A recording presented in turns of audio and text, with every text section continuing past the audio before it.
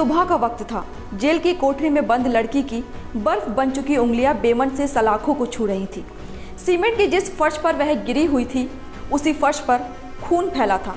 ये वो खून था जो दूसरी कोठरियों से बहकर आ रहा था। वो करा रही थी और बाहर कैदी चीख रहे थे। कोठरी के अंदर बंद लड़की एक शब्द नहीं कह रही थी। तभी बगल में खड़े नाजी अफसर ने उसे जोर से एक लात मारी। ये चोट तेज तो थी, लेकिन पहले की मार से कम। ऐसा लगा मानो ये लड़की उनके किसी काम की ना हो।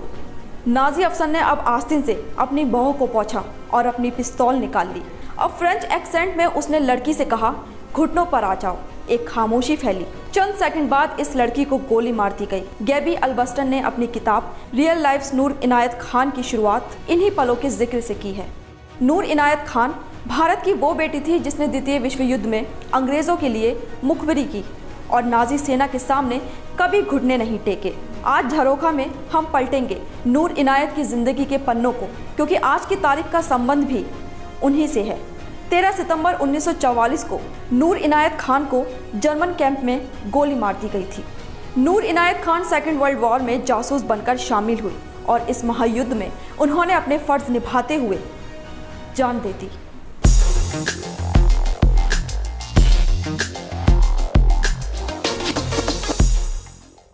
नूर इनायत खान का पूरा नाम नूर उन निसा इनायत खान था। नूर के पिता हजरत इनायत खान भारत में मैसूर के शासक टीपू सुल्तान के वंशज थे। नूर की मां अमेरिकी थी। नूर 4 भाई बहनों में सबसे बड़ी थी। नूर का जन्म 1 जनवरी 1914 को मॉस्को, रूस में हुआ था।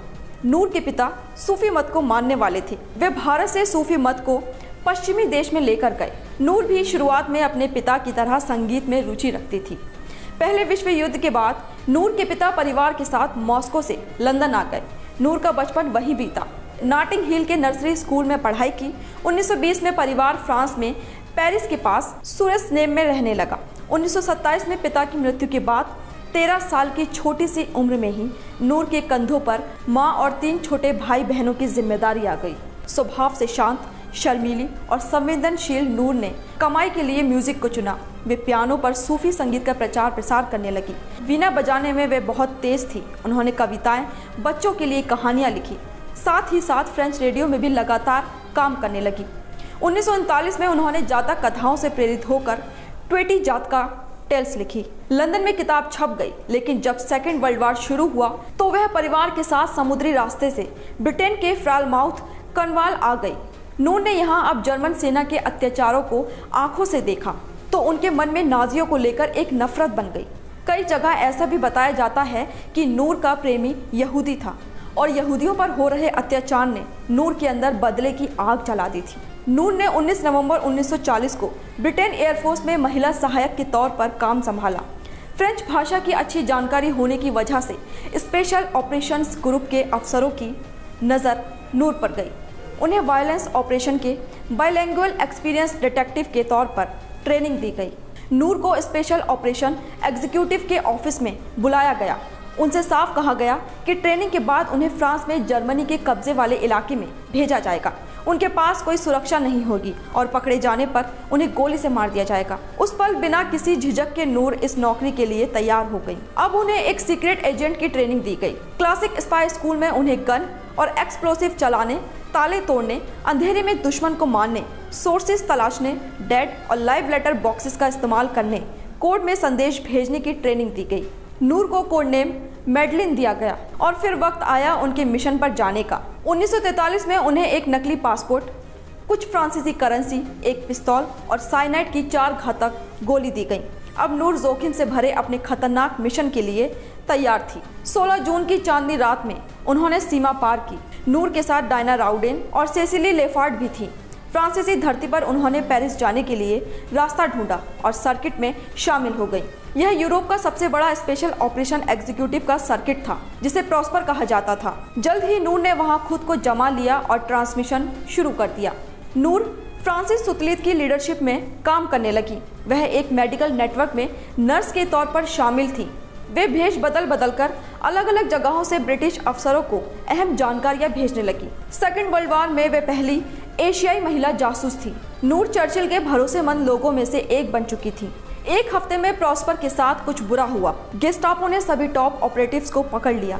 उनके वायलेंस जब्त कर लिए गए। नूर से तुरंत छिप जाने को कहा गया। अगस्त के मध्य तक नूर पेरिस में बची एकमात्र ब्रिटिश एजेंट थी। वह अकेले ही 6 रेडियो ऑपरेटर का काम संभाल रही थी। अगले 3 महीने वह गेस्टापो की पकड़ से खुद को बचाने में कामयाब रही। ट्रेनिंग के नियमों पर चलते हुए वह जल्द अपनी पोजीशन को बदल लेती, ट्रांसमिशन को शॉर्ट रखती और बालों को डाई करके अपना रंग रूप भी बदल लेती थी। नूर की खबरों ने लंदन को मिलिट्री ऑपरेशन में खासी मदद पहुंचाई। नाजी नूर के बारे में जानते तो थे, वह ट्रांसमिशन को सुन भी सकते थे, लेकिन पकड़ नहीं पा रहे थे। लेकिन नूर के पास घेरा अब और सख्त हो चुका था। अक्टूबर के बीच वह सेफ थी और फ्रांस से निकलने के लिए फ्लाइट भी पकड़ने जा रही थी। लेकिन एक जासूस की गर्लफ्रेंड को नूर से ईर्ष्या हुई और धोखेबाज की वजह से वह फिर गिरफ्तार कर ली गई। नूर का पता 1 लाख फ्रेंच करेंसी के बदले नाजियों को बता दिया गया। 13 अक्टूबर 1943 को नूर को गेस्टापो ने गिरफ्तार कर लिया। गेस्टापो उन्हें 84 एवेन्यू फॉक के हेडक्वार्टर ले गई। उन्होंने 2 बार जेल से भागने की कोशिश की, लेकिन पकड़ ली गई। नूर को बेहद खतरनाक कैदी के तौर पर लेबल किया गया और वह जर्मनी की जेल में जाने वाली पहली महिला एजेंट बन गई। उन्हें ब्लैक फॉरेस्ट के मुहाने पर बने फोर्टझाइम जेल में भेजा गया। यहाँ वो 10 महीने रहीं। नूर को एकांत में अलग करके रखा गया। उनके पैरों में जंजीर बांध दी गई। वह खुद ना तो खा सकती थी और ना ही खुद की सफाई कर सकती थी। ये 10 महीने उनके लिए किसी नर्क जैसे थे। उन्हें लगातार पीटा जाता, टॉर्चर किया जाता और उनसे पूछताछ की जाती। हिटलर की आर्मी ने ये सब किया, लेकिन नूर ने अपना मुंह नहीं खोला। 11 सितंबर की रात उन्हें सेल से बाहर निकाला गया। हाथों में हथकड़ी लगाकर उन्हें कार्लस्रूहे ले जाया गया, जहां वो अपने 3 और साथियों से मिली। इन सभी को एक ट्रेन से जर्मनी के डकाऊ यातना शिविर ले जाया गया। 13 सितंबर 1944 को चारों के सिर पर गोली मारने का आदेश हुआ। आखिरी सांस लेने से पहले नूर के होठों पर एक ही शब्द था, लिबर्टे, जिसका हिंदी में मतलब है आज़ादी। जर्मन सेना ने लाख कोशिशें की, लेकिन वे ना तो नूर से कोई राज उगलवा सके और ना ही उनका असली नाम जान पाए।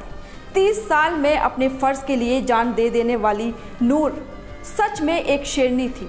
16 जनवरी 1946 को फ्रांस ने नूर को सर्वोच्च नागरिक सम्मान द क्रोix डी ग्यूरेर से सम्मानित किया। 3 साल बाद 1949 में इंग्लैंड ने उन्हें जॉर्ज क्रॉस से सम्मानित किया। युद्ध के 77 से ज़्यादा सालों के बाद नूर की कहानी को नई पीढ़ी को सुनने की ज़रूरत है। चलते चलते आज की दूसरी घटनाओं पर एक नज़र डाल लेते हैं। 1929 भारतीय स्वतंत्रता आंदोलन के क्रांतिकारी जतींद्रनाथ दास का निधन हुआ। 2000 भारत के विश्वनाथन आनंद ने शेन्यान में पहला फिडे शतरंज विश्व कप जीता। 2008 दिल्ली में 3 स्थानों पर 4 बम विस्फोट हुए। इसमें 19 लोगों की मौत हुई।